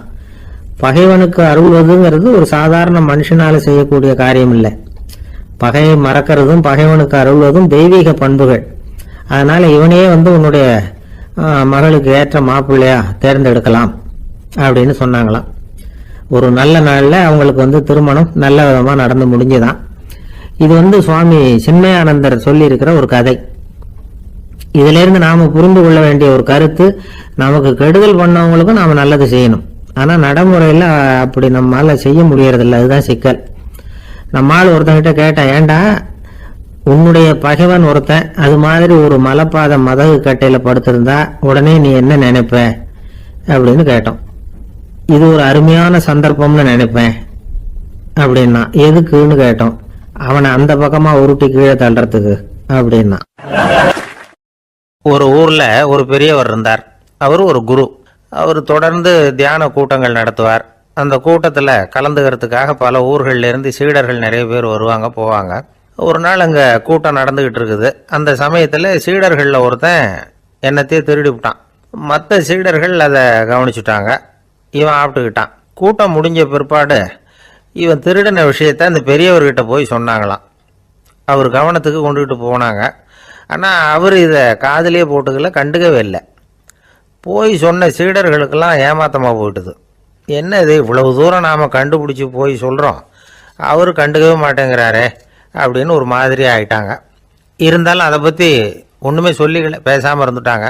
கொஞ்ச நாள் ஆச்சு. அதே ஆள் மறுபடியும் ஒரு திருட்டில் மாட்டிக்கிட்டான். சீடர்கள் மறுபடியும் அந்த குரு கிட்ட விஷயத்த சொன்னாங்க. அவர் அப்பவும் வழக்கம் போல சும்மாவே இருந்துட்டார். இவர் இப்படி இருக்கிறத பார்த்ததும் அந்த சீடர்களுக்கு கோபம் வந்துட்டுது. உடனே அந்த சீடர்கள்லாம் ஒன்று கூடி பேசினாங்களாம். எல்லாருமா சேர்ந்து ஒரு விண்ணப்பம் தயார் பண்ணாங்க. அதை குருநாதர்கிட்ட கொண்டுட்டு போய் கொடுத்தாங்க. அந்த விண்ணப்பத்தில் இவங்க என்ன எழுதியிருக்கிறாங்க தெரியுமா? குருநாதர் அவர்களே, உடனே திருடனவன் மீது சட்ட நடவடிக்கை எடுக்கணும். நீங்கள் அப்படி அவனை இங்கே சேர்க்கக்கூடாது. நீங்கள் சேர்த்தீங்கன்னா நாங்கள் இங்கே இருக்கிறத பற்றி யோசிக்க ஆரம்பிச்சிருவோம். அவனை இந்த மடத்தை விட்டே துரத்தி பண்ணணும். நீங்கள் அவனை வெளியில் அனுப்புங்க, இல்லைன்னா நாங்கள் அத்தனை பேரும் வெளியில் போயிடுறோம். இப்படி தான் அந்த விண்ணப்பத்தில் எழுதியிருக்கிறாங்க. குரு அந்த விண்ணப்பத்தை வாங்கி படித்து பார்த்தார். அதுக்கப்புறம் அதை எழுதின அத்தனை பேரையும் கூப்பிட்டாரு. எல்லாரும் இப்படி வாங்கன்னாரு. வந்தாங்க. இப்படி என் எதிரில் உட்காருங்கன்னார். உட்காந்தாங்க. அப்புறம் சொன்னார், இதை பாருப்பா, நீங்கள் எல்லாரும் புத்திசாலிகள், உங்களுக்கு எது நல்லது எது கெட்டதுங்கிறது நல்லா தெரியும். நீங்கள் மேற்கொண்டு ஏதாவது படிக்கணும்னு நினச்சா வேற எங்கே வேணும்னாலும் போகலாம், அதுக்கு நான் தடை சொல்ல மாட்டேன். ஆனால் உங்களால் குற்றம் சாட்டப்பட்ட அவன் இருக்கானே, அவன் எப்படின்னா அவனுக்கு எது நல்லது எது கெட்டதுங்கிறதெல்லாம் தெரியாது, அதனால தான் திருடுறான். நீங்கள் சொல்கிறது மாதிரி அவனை அடித்து துரத்தி விடுறோம்னு வச்சுக்கோங்க, அவனுக்கு எப்படி நல்லது கெட்டது தெரியும்? அவனுக்கு அதை யார் சொல்லி கொடுக்கறது? அதனால் இங்கேயே இருக்கட்டும், அதுதான் சரி. இதுக்காக நீங்கள் எல்லாரும் என்னை விட்டுட்டு போனாலும் சரி, அவனை நான் விரட்ட மாட்டேன் அப்படின்னு விட்டாரான். இவ்வளவையும் திருடனை அந்த சீடன் கேட்டுக்கிட்டே இருந்திருக்கான். அவன் கண்களில் கண்ணீர். அப்படியே எழுந்திரிச்சு வந்தான், குரு காலில் விழுந்தான். அவன் கண்ணீரில் அவனது தீமை கழுவப்பட்டது அப்படிம்பாங்க. அதாவது சீடர்களுக்கு அந்த குருவோட பெருமை அப்பதான் புரிஞ்சுதான். ஒரு நல்ல ஆசிரியர் இருக்காருன்னு வச்சுங்க, நல்லா படிக்கிற பையனுக்கு தான் பாடம் சொல்லி கொடுப்பேன்னா அது என்ன பெரிய விஷயமா? மோசமாக படிக்கிறவனையும் மாற்றி காட்டுறேங்கிறது தான் பெருமை. இந்த காலத்து குரு ஒருத்தர் ஒரு ஆசிரமம் வச்சு நடத்திட்டு வந்தார். நிறைய பேர் தினம் வருவாங்க போவாங்க. ஒரு நாள் ஒருத்தன் வந்தான். அந்த குரு முன்னாடி போய் நின்னான். ஐயா, என்ன உங்கள் சீடனாக ஏற்றுக்கணும்னா. அந்த குரு நிமிர்ந்து பார்த்தார். உன்னுடைய நோக்கம் என்னன்னு கேட்டார். ஐயா, உங்ககிட்ட கொஞ்ச நாள் இருந்தேன்னா நல்ல பழக்க வழக்கங்களை கற்றுக்கலாம், அதுக்கப்புறம் வெளியில் போய் ஒரு நல்ல தொழில் தொடங்கி வாழ்க்கையில் முன்னுக்கு வரணுங்கிறது தான் என்னோட நோக்கம் அப்படின்னா. நீ சொல்கிறது சரி, ஆனால் உன்னால் இங்கே நல்ல பழக்க வழக்கங்களை கற்றுக்க முடியலேன்னு வச்சுக்கோ, அப்போ என்ன பண்ணுவேன் அப்படின்னு கேட்டார் அவர். அப்படி ஆச்சுன்னா என்ன, உங்களை மாதிரியே ஒரு ஆசிரமம் ஆரம்பித்து அதுக்கு குருவாக இருந்துட்டு போகிறேன் அப்படின்னு நானும். ஒரு ஆள் இருந்தார். அவர் தன்னை ஒரு குருன்னு சொல்லிக்கிட்டார். மௌன குரு, வாயே திறக்கிறதில்ல. அவருக்கு 2 சீடர்கள் உண்டு. இவங்க தான் வர்றவங்க கிட்ட பேசுவாங்க, விளக்கம் கொடுப்பாங்க. ஒரு நாள் இந்த சீடர்கள் 2 பேரும் எங்கேயோ வெளியில் போயிட்டாங்க. அந்த நேரம் பார்த்து ஒருத்தர் அங்கே வந்தார். குரு கிட்ட போனார். குருவே, புத்தர்னா என்னன்னு கேட்டார். குருவுக்கு ஒன்றும் புரியல. அவர் உண்மையான குருவாக இருந்தாவில் புரியும். அவர் திருன்னு முழிக்க ஆரம்பிச்சிட்டார். இந்த நேரம் பார்த்து இந்த சீடர்கள் எங்கேயோ போயிட்டாங்களே, என்ன பண்ணுறது, உதவிக்கு யாராவது கிடைக்க மாட்டாங்களா அப்படின்னு அப்படியே சுற்றி பார்க்குறார். அங்கங்கே பார்க்குறார். வந்தவர் இதை கவனித்தார். ஏதோ புரிஞ்சுக்கிட்ட ஒரு மாதிரி அடுத்த கேள்வி கேட்டார். தர்மம்னா என்ன சுவாமின்னார். குருவுக்கு ரொம்ப சங்கடமாக போச்சு. நம்ம நிலைமை இப்படி ஆகிட்டுதே, இக்கட்டில் மாட்டிக்கிட்டோமே அப்படின்னு நினச்சபடியே விட்டத்தை பார்த்தார். அப்புறம் குனிஞ்சு தரையை பார்த்தார். அப்படியே உட்காந்துக்கிட்டார். வந்தவர் உடனே அடுத்த கேள்விக்கு போயிட்டார். தியானம்னா என்ன சுவாமின்னார். பாவம் என்ன பண்ணுவார் அந்த குரு, பேசாமல் கண்ணை கெட்டியாக மூடிக்கிட்டார். இது ஏதுடா வம்பா போச்சுன்னு. இவர் இப்படி பண்ணால் கூட வந்தவர் சளைக்கல. இன்னொரு கேள்வியும் கேட்டார். ஆசீர்வாதம்னா என்ன அப்படின்னார். இவர் பார்த்தார். இப்படியே போனால் இவர் கேள்வி கேட்குறத நிறுத்த மாட்டார் அப்படின்னு நினச்சிக்கிட்டு எனக்கு ஒன்றுமே தெரியாதுங்கிற பாவனையில் 2 கையையும் விரித்து காட்டினார். வந்தவர் முகத்தில் மகிழ்ச்சி, மன நிறைவு, ஏதோ எல்லாம் புரிஞ்சுக்கிட்ட ஒரு மாதிரி அங்கேருந்து புறப்பட்டு போனார். வழியில் அந்த குருவோட சீடர்கள் 2 பேரையும் சந்திச்சார். உங்கள் குருவை தான் பார்த்துட்டு வரேன்னார் இவர். என்ன நடந்ததுன்னு கேட்டாங்க. இவர் வரமா சொல்கிறார். உங்கள் குரு எவ்வளவு பெரிய ஞானி தெரியுமா? புத்தர்னா என்னன்னு கேட்டேன். அதுக்கு அவர் அப்படியும் இப்படியும் பார்த்தார். அதுக்கு என்ன அர்த்தம் தெரியுமா? மக்கள் புத்தரை அங்கேயும் இங்கேயும் தேடுறாங்க, உண்மையில் அவர் அங்கேயும் இங்கேயும் தேடி கண்டுபிடிக்க முடியாது அப்படிங்கிறத அவர் செய்கை மூலம் உணர்த்தினார். அதுக்கப்புறம் தர்மம்னா என்னன்னு கேட்டேன். அவர் மேலேயும் கீழையும் பார்த்து தர்மம் சமமானது, அதில் உயர்வு தாழ்வு இல்லைங்கிறத உணர்த்தினார். அதுக்கப்புறம் தியானம்னா என்னன்னு கேட்டேன். கண்ணை மூடிக்கிட்டார். கண்ணை மூடி காணுகிற அற்புதம் அது அப்படிங்கிறத புரிஞ்சுக்கிட்டேன். கடைசியாக ஆசீர்வதிக்கப்படுறது பற்றி கேட்டேன். கைகளை நீட்டி உதவுறது தான் அது அப்படிங்கிறத தன்னுடைய இருகை விரித்து உணர்த்தினார். எவ்வளோ பெரிய மகான் அவர் அப்படின்னு சொல்லிவிட்டு அவர் பாட்டு போயிட்டார். சீடர்கள் அதுக்கப்புறம் மெதுவாக குருக்கிட்ட சேர்ந்தாங்க. அவங்கள பார்த்ததும் குருவுக்கு கோபம் வந்துட்டுது. அடே பாவிகளா, எங்கடா போய் தொலைஞ்சிங்க, நான் ஒரு ஆளுகிட்ட மாட்டிக்கிட்டு என்ன பாடுபட்டிருக்கேன் தெரியுமான்னார். இது மாதிரி தான் நாம் சாதாரண மனிதர்களின் புற வேடங்களிலேயே மயங்கி போயிடுறோம். அவங்க பேச்சு, செய்கை, பார்வை இதிலெல்லாம் ஏதோ பெரிய தத்துவம் இருக்கிறதாக நினச்சிக்கிறோம். உண்மையிலேயே அந்த தத்துவங்கள் யாருக்கு சொந்தம்? அவங்களுக்கு இல்லை, நமக்கு தான் சொந்தம். நாம் தானே அதை கற்பிச்சுக்கிட்டோம். நம்மை நாம் அடையாளம் கண்டுக்கிறது இல்லை, நாம் யாருங்கிறது நமக்கு புரியறதில்ல. அதுதான் இன்றைக்கி நடக்கிறது. அதனால தான் அடுத்தவங்களை தேடி ஓடிக்கிட்டு இருக்கிறோம். சில வீடுகளில் கூட இது மாதிரி சைகைகள் உண்டு. சில குடும்ப தலைவர்கள் தினமும் காலையில் கண்ணை கெட்டியாக மூடிக்கிட்டு கை ரெண்டையும் சுத்தமாக விரித்து வச்சுக்கிட்டே உட்காந்து தியானம் பண்ணுறது வழக்கம். எதுக்காக அப்படி பண்ணுறீங்கன்னு ஒருத்தரை பார்த்து கேட்டேன். இந்த மாதம் வாங்கின சம்பளம் பூரா தீர்ந்து போச்சு, இனிமேல் என் கையில் சுத்தமாக ஒன்றும் இல்லை, புதுசாக எதுவும் செலவு வச்சுடாதே அப்படிங்கிறத அப்படி உள்ளங்கை ரெண்டையும் விரித்து காட்டி அவங்களுக்கு உணர்த்துறேன் அப்படின்னார். ஒருத்தன் வேகமாக ஓடி வந்தான். ஏப்பா அப்படி தலை தெறிக்க ஓடி வர்றேன்னு கேட்டேன். பின்னாடி துரத்திக்கிட்டு வருது சார் அப்படின்னா. ஏதாவது நாய் துரத்திக்கிட்டு வருது போல இருக்கு அப்படின்னு நினச்சி அவனுக்கு பின்னாடி பார்க்குறேன். கண்ணு கேட்டின தூரம் வரைக்கும் எதுவுமே தெரியல. ஏன்பா எதுவும் ஒன்றை துரத்துறது மாதிரி தெரியலையே என்ன, நல்லா பாருங்கள் சார் அப்படின்னா. பார்த்துட்டு தான் சொல்கிறேன் என்ன, இதோ பாருங்கள் சார் இதுதான் என்னை துரத்துது அப்படின்னு அவன் காட்டுறான். அவன் சுட்டி காட்டின இடத்துல பார்த்தா அங்கே அவனுடைய நிழல் தான் தெரியுது. என்னப்பா சொல்கிற அப்படின்னு சொல்லி அவனை சந்தேகமாக பார்த்தேன். அதுக்கப்புறம் தான் அவன் விவரமாக பேசினான். சார் எனக்கு என் நிழலை கண்டா பிடிக்கிறதில்ல, எப்போ பார்த்தாலும் இது என்னையே பின்தொடர்ந்து வந்துக்கிட்டு இருக்குது, இதை என்னால் சகிக்கவே முடியல, இதை என்கிட்டேருந்து பிரிக்கிறதுக்கு எவ்வளவோ முயற்சிகள்லாம் பண்ணி பார்த்துட்டேன், முடியலன்னா. அப்படி என்னென்ன முயற்சிகள் பண்ணினேன் அப்படின்னு கேட்டேன். அவன் என்னென்ன செஞ்சாங்கிறத விவரமாக சொன்னான். அவன் என்ன பண்ணியிருக்கிறான், ஒரு பெரிய குழியை தோண்டி அதில் தன்னுடைய நிழலை புதைச்சிருவோம் அப்படின்னு முடிவு பண்ணிட்டு மண்வெட்டி எடுத்துக்கிட்டு தோட்டத்து பக்கம் போயிருக்கான். ஆழமாக ஒரு குழியை தோண்டியிருக்கான். குனிஞ்சு பார்க்குறான். அந்த குழிக்குள்ளே தன்னுடைய நிழல் தெரியுது. ஆஹா இதுதான் சமயம், நிழல் இப்போ குழிக்குள்ளே இருக்குது, மண்ணை போட்டு மூடி போடலாம் அப்படின்னு நினச்சிக்கிட்டு கொஞ்சம் மண்ணை அள்ளி போட்டான். பார்த்தா இப்போ அந்த நிழல் அந்த மண்ணுக்கு மேலே வந்து நிற்கிது. இது ஏதுடா வம்பா போச்சு அப்படின்னு அவசரமாக மண்ணை வாரி போட்டு மூடி பார்க்குறான். குழி பூராவும் மூடி விட்டு பார்க்குறான். மறுபடியும் நிழல் மேலே வந்து உட்காந்துக்கிட்டு இருக்குது. சரி இதை குழியில் புதைக்க முடியாது அப்படின்னு முடிவு பண்ணிட்டு இதை இங்கேயே இப்படியே விட்டுட்டு ஒரே ஓட்டமாக ஓடி போடுவோம் அப்படின்னு நினச்சி எடுத்தான் ஓட்டம். அது காலை நேரம். இவன் மேற்க நோக்கி ஓடிக்கிட்டு இருக்கிறான். ஓடி ஓடி பார்க்குறான், நிழல் இவனை விட வேகமாக இவனுக்கு முன்னாடி ஓடிக்கிட்டு இருக்கு. சரி திரும்பி ஓடி பார்ப்போம் அப்படின்னு நினச்சிக்கிட்டு அப்படியே சடார்னு திரும்பி ஓட ஆரம்பித்தான். பார்த்தான், அப்பாடா நிழலை காணலை. கொஞ்சம் தூரம் ஓடி ஒரு இடத்துல நின்று அப்படியே சாவகாசமாக திரும்பி பார்க்குறான். பின்னாடி நின்றுக்கிட்டு இருக்குது நிழல். இப்படி ஓடி வந்து தான் இங்கே நம்ம முன்னாடி நின்று தன்னுடைய அவஸ்தையை சொல்லிக்கிட்டு இருக்கிறான்.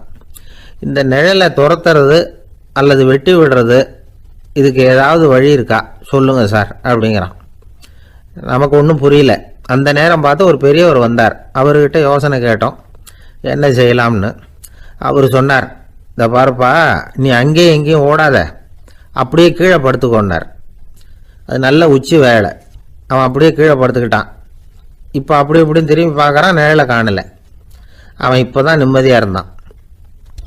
இப்போ அந்த பெரியவர் சொன்னார், எல்லா மனிதர்களுமே இப்படி தான் ஓடிக்கிட்டு இருக்கிறாங்க. நான் எனது அப்படிங்கிற ஆணவம் தான் அவங்கள துரத்திக்கிட்டு இருக்கு. அதை விட்டுட்டு ஓடணும்னு நினைச்சாலும் அது முன்னாடி வந்து நிற்கிது. பரம்பொருளை நோக்கி ஓடுறப்போ இந்த ஆணவம் பின்னாடி வந்து விடுது. பரிபூர்ண சரணாகதிங்கிற நிலையில் அது முழுசுமாக மறைஞ்சு விடுது. தன்னை உணர்கிற வேலை அது. அந்த நேரம் மனிதனுக்கு விடுதலை உணர்வு ஏற்படுகிற நேரம் அது. அப்படிப்பட்ட சுதந்திர மனிதர்களாக எல்லாரும் மாறி போயிட்டாங்கன்னா இந்த உலகமே இன்பமயம் அப்படின்னு ஒரு விளக்கம் கொடுத்தார் பெரியவர். நம்மால் ஒருத்தர் வேகமாக ஓடி வந்துக்கிட்டு இருந்தான். ஏன்டா அப்படி ஓடி வர்ற அப்படின்னு கேட்டார் எதிரில் வந்தவர். ஆசை துரத்துது, அதுதான் ஓடி வர்றேன்னா. உனக்கு என்ன ஆசைன்னு கேட்டார். எனக்கு ஒன்றும் ஆசை இல்லைங்க, என்னை எப்படியாவது பிடிச்சுடணும்னு போலீஸ்காரங்களுக்கு ஆசை. அந்த ஆசை இப்போ என்னை துரத்தி பின்னாடி வந்துக்கிட்டு இருக்குது, அதுதான் தப்பிச்சு வந்துக்கிட்டு இருக்கிறேன். குறுக்க நிற்காதீங்க சார், வழியை விடுங்க அப்படின்னு சொல்லிவிட்டு வேகமாக ஓடி மறைஞ்சான். எனக்கு வாழ்க்கையில் ஒரே ஒரு ஆசை தான் சார் அப்படின்னார் ஒருத்தர். அது என்னன்னு கேட்டேன். ஆசைகளை ஒழிச்சுடணுங்கிறது தான் என்னோட ஆசை அப்படின்னார். இப்படி ஆசைகளை ஒழிக்க வேண்டும் அப்படிங்கிறதையே ஒரு ஆசையாக கொள்வது அபத்தம் அப்படிங்கிறார் ஒரு பெரியவர். இது மாதிரி ஆசைகளை ஒழிக்க ஆசைப்பட்டா அந்த நோக்கம் நிறைவேறாதான். அந்த முயற்சியால் புதுசாக சில துன்பங்கள் தான் சேருமா. அதில் புதுசாக ஒரு ஆசை தலை தூக்கும் அப்படிங்கிறார் அவர். ஆசைகளை தானாக விழ வச்சுடலாம். அதுக்கு வழி என்ன தெரியுமா? எந்த ஒரு ஆசையையுமே பூரணமாக நிறைவேற்றி கொள்ள முடியாதுங்கிறத உணரணும். அதை உணர்ந்தால் ஆசைகள் தானாக விழுந்துடும்.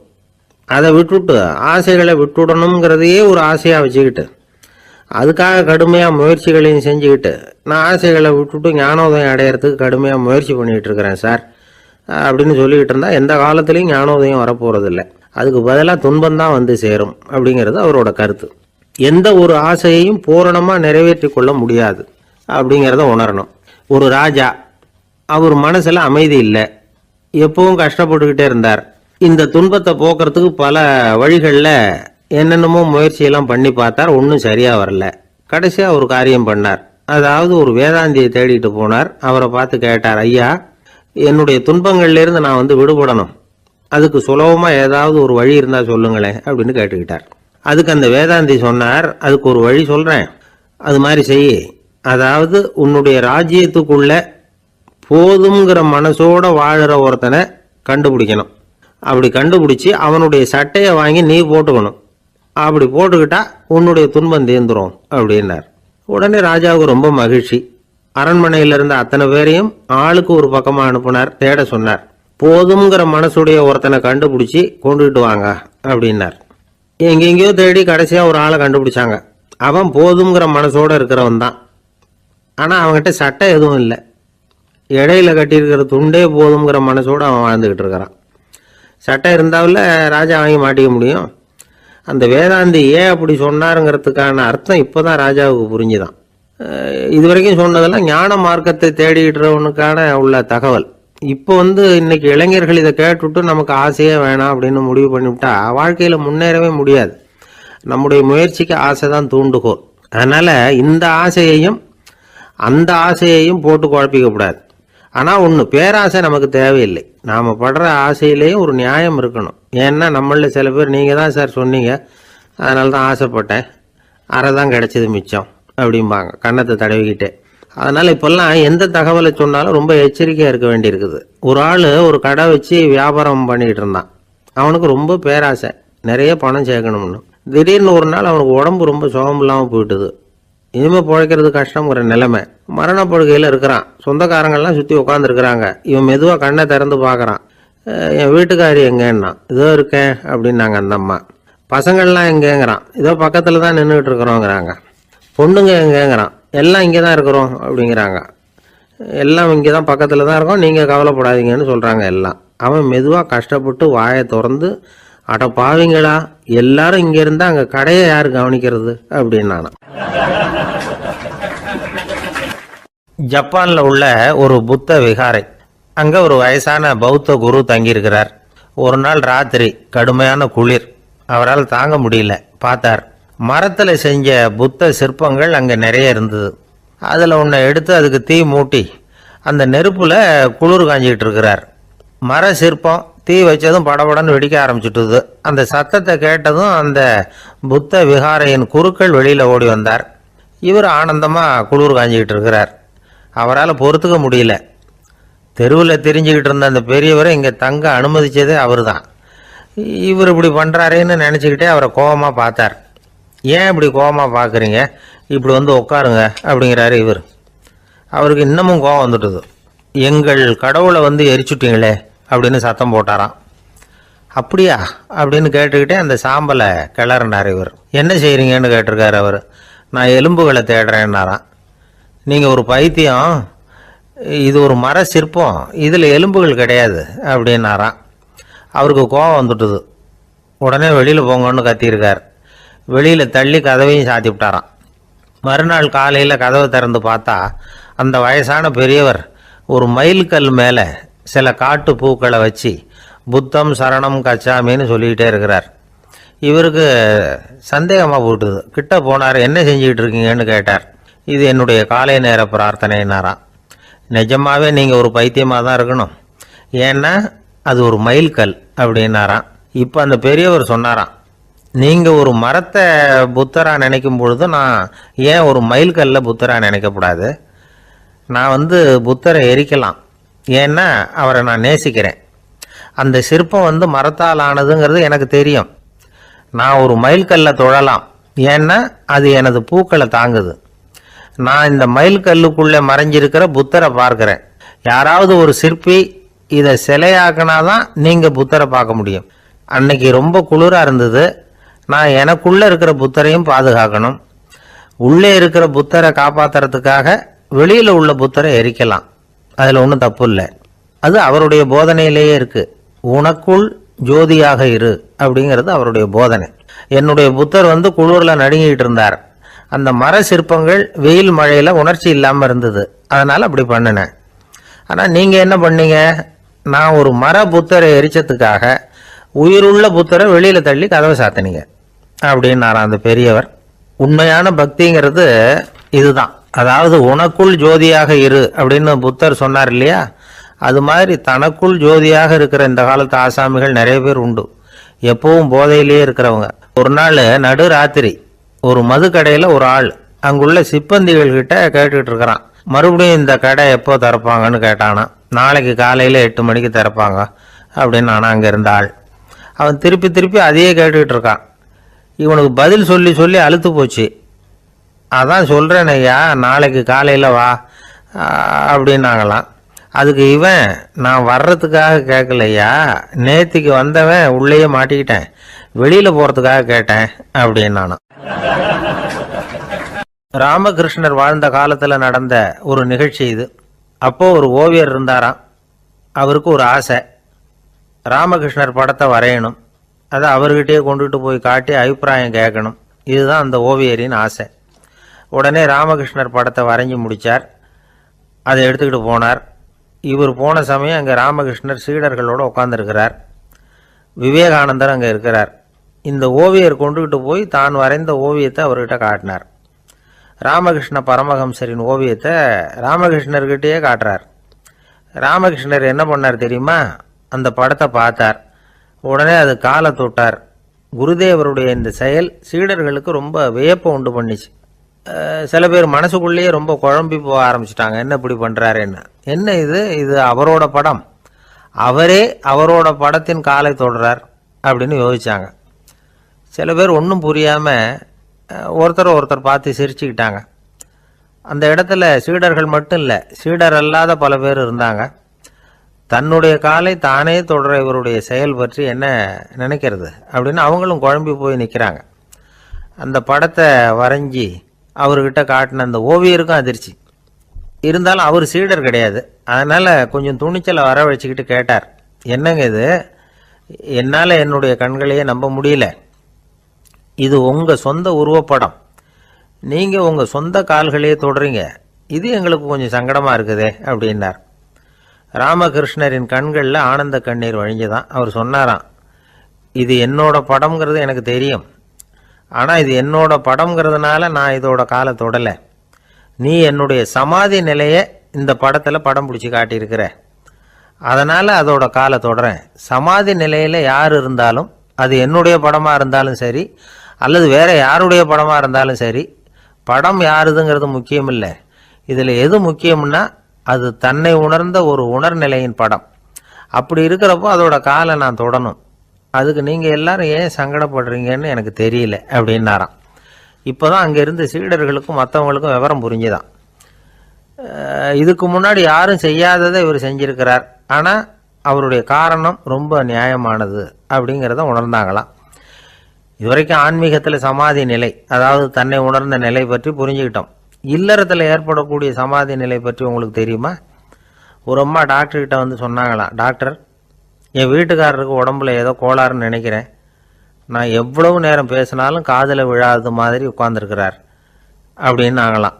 அதுக்கு அந்த டாக்டர் சொன்னாராம், அம்மா, அது உடம்பு கோளாறு இல்லை, அது ஒரு பெரிய திறமை அப்படின்னாராம். ஒரு ஏரி ஓரமா 2 பசங்க நடந்து போயிட்டு இருக்கிறாங்க. அதுல ஒருத்தன் பணக்கார வீட்டு பையன், இன்னொருத்தன் ஏழை.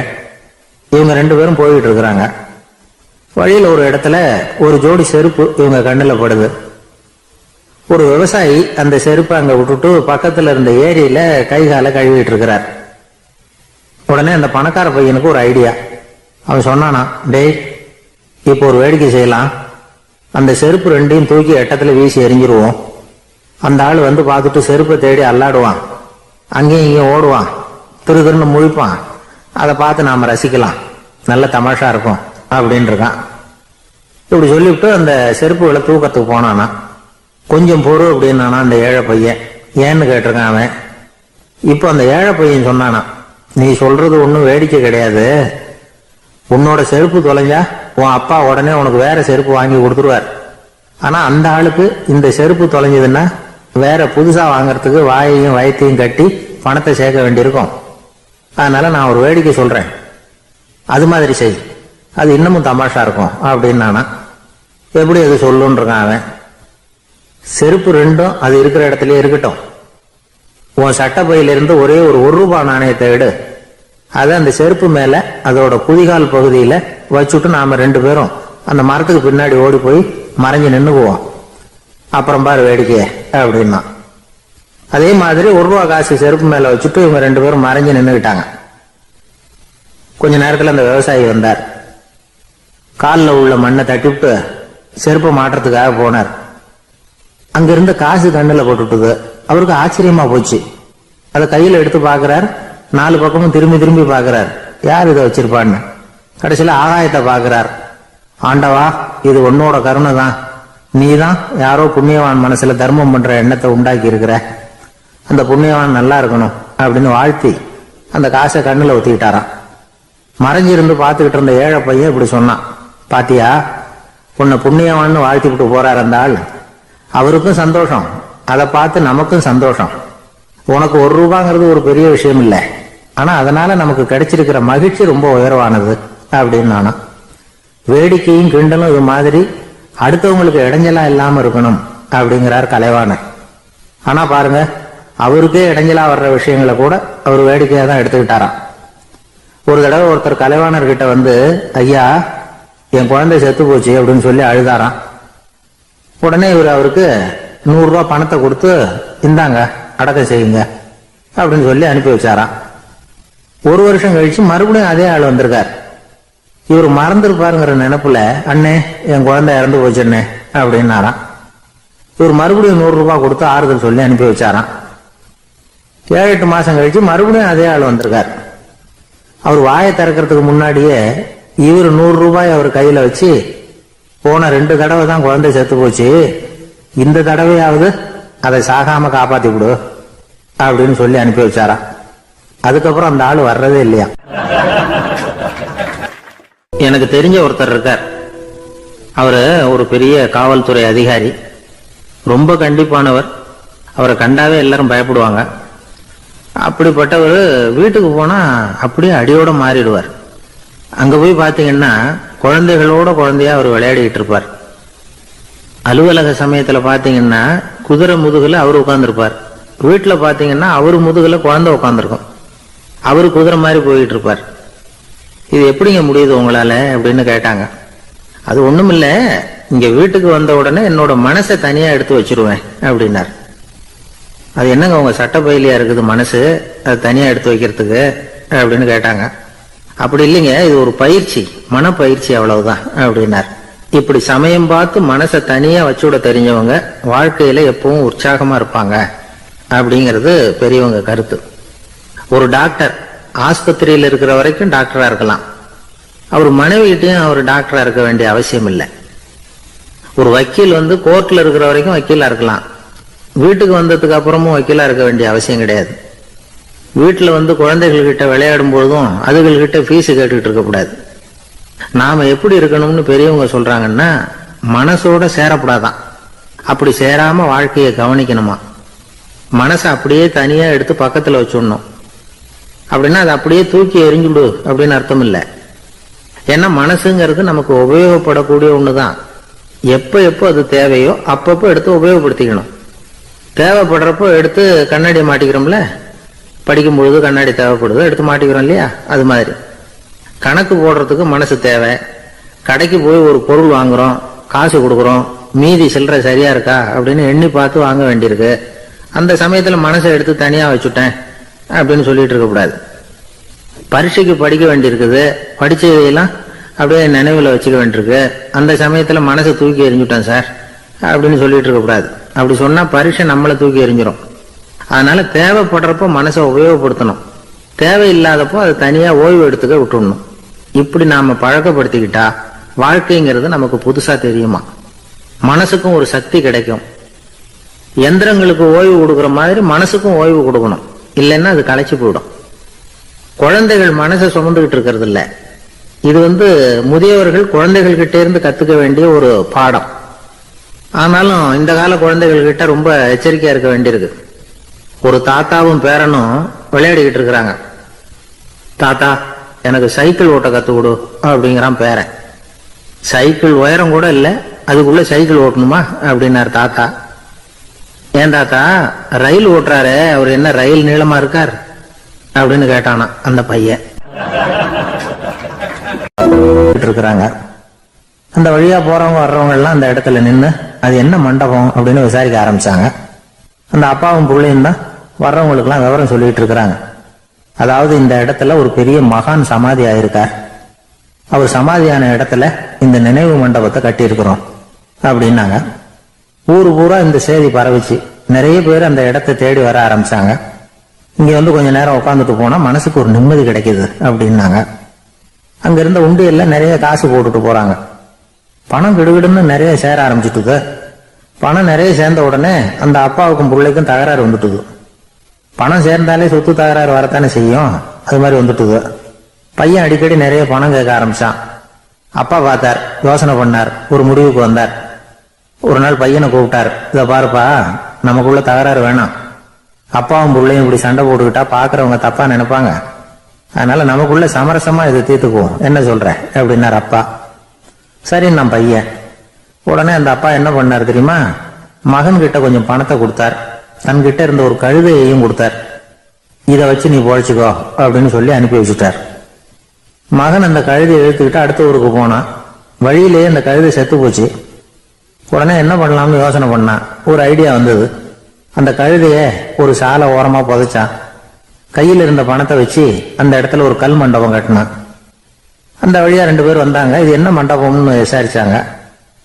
இந்த இடத்துல ஒரு பெரிய மகான் சமாதி ஆயிருக்கிறார் அப்படின்னா. இந்த செய்தி ஊர் பூரா பரவ ஆரம்பிச்சுட்டுது. நிறைய பேர் வந்து போக ஆரம்பிச்சாங்க.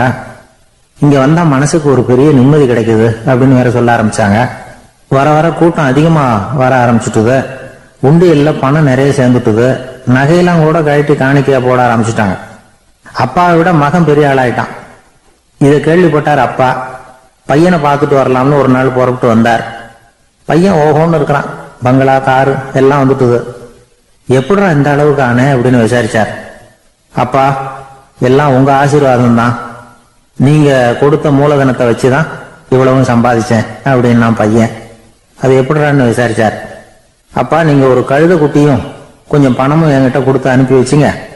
அதை எடுத்துக்கிட்டு வந்தேன். வர்ற வழியில அந்த கழுதை செத்து போச்சு. உடனே யோசனை பண்ணேன், அந்த கழுதையை இந்த இடத்துல புதைச்சேன். கையில் இருந்த பணத்தை வச்சு மண்டபம் கட்டினேன்.